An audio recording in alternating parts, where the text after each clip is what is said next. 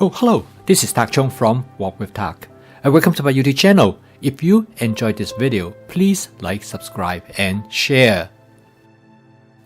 I remember my friend Danny, who is a very well-known chef.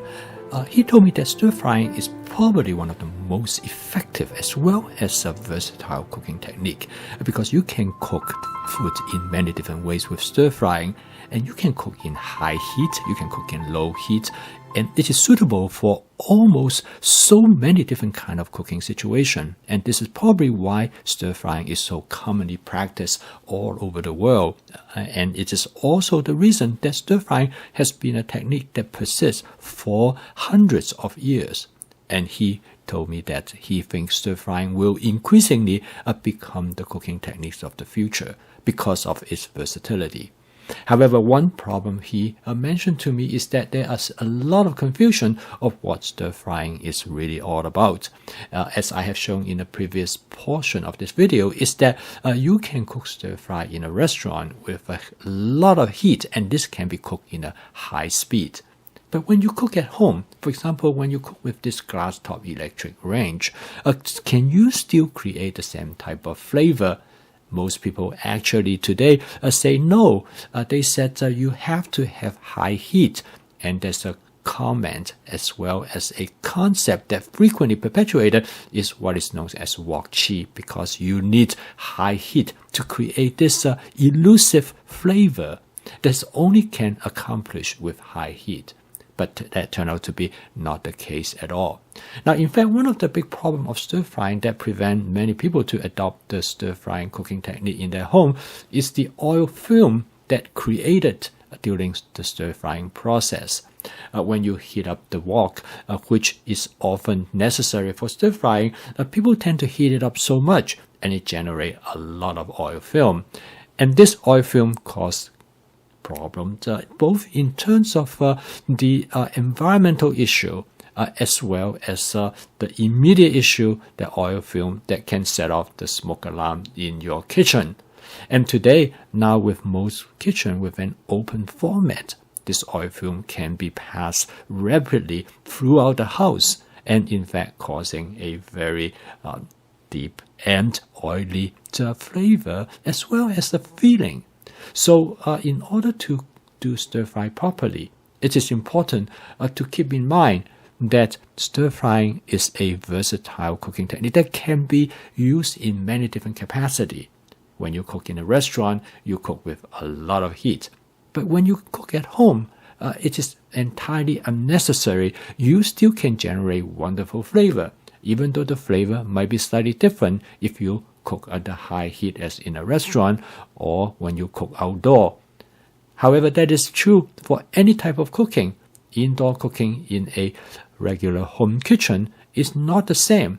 Just like my friend said to me, you will never bring your grill into your kitchen and grill food in your kitchen. But still, you can create wonderful meal like the meal that you create for Thanksgiving or for any type of special occasions. Over the years, I have learned that cooking in the restaurant and cooking in the home kitchen are two very different processes, and it's important that one do not confuse between the two. The summer after I graduated from college, I worked in a Chinese restaurant. I was a bartender, but the cook has something that he has to take care of from a personal standpoint, so he left. So the owner recruited me to become the cook. And the cook gave me about 2 or 3 days of training, and that's all the time he has. So in the beginning, I had a lot of trouble. I just don't know how to manage the heat. I end up using too much heat. I get food burn, and I create a lot of oil film in the kitchen. I don't think people were too happy with me, but I quickly caught on.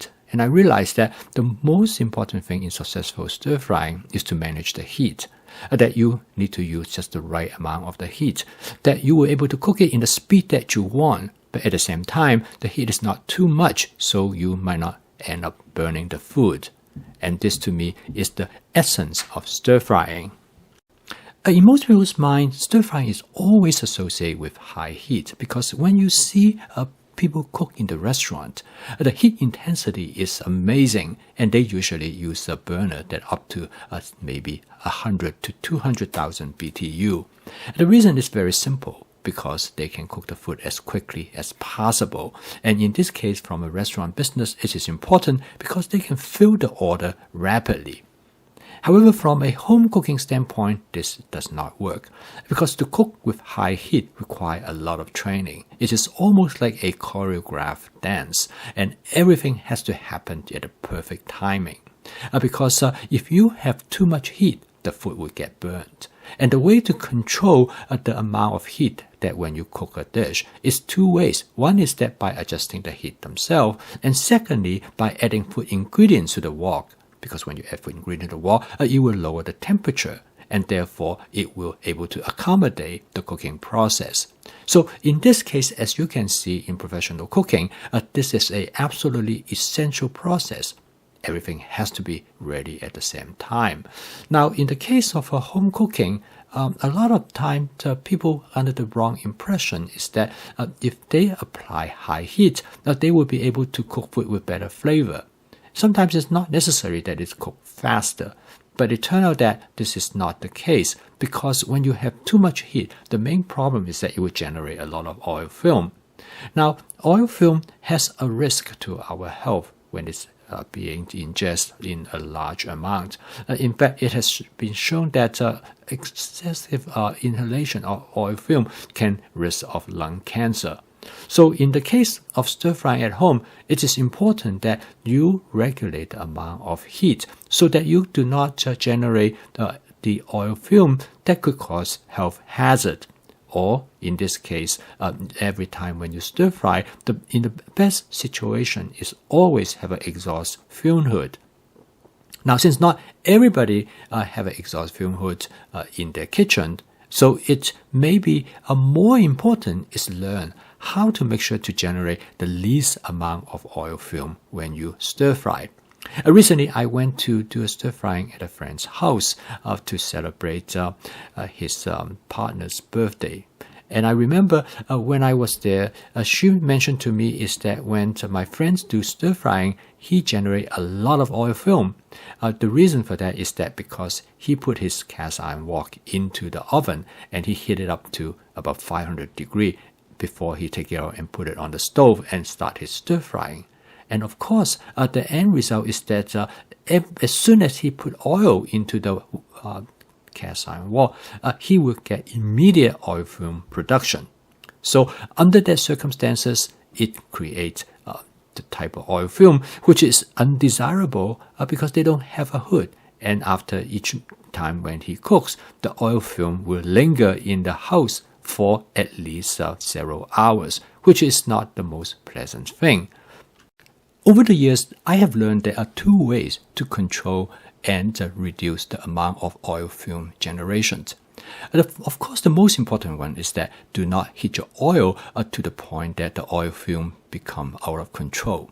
But however, the more important way to regulate oil film production is by adding content to the wok. Because every time when you add content to the wok, it will immediately cool down the temperature of the oil and it will stop the oil film generation right away. So keep that in mind when you stir fry. Always think of when are you going to add the food ingredients to the wok. And when you are able to regulate this process, you can almost assure that you will reduce your oil film generation. I post a video each day to help you to make home cooking as part of your daily routines. If you would like to learn more about my fast cooking system, please subscribe to my YouTube channel. This will make your home cooking a practical, efficient, creative, and fun. So keep on cooking. I will see you tomorrow.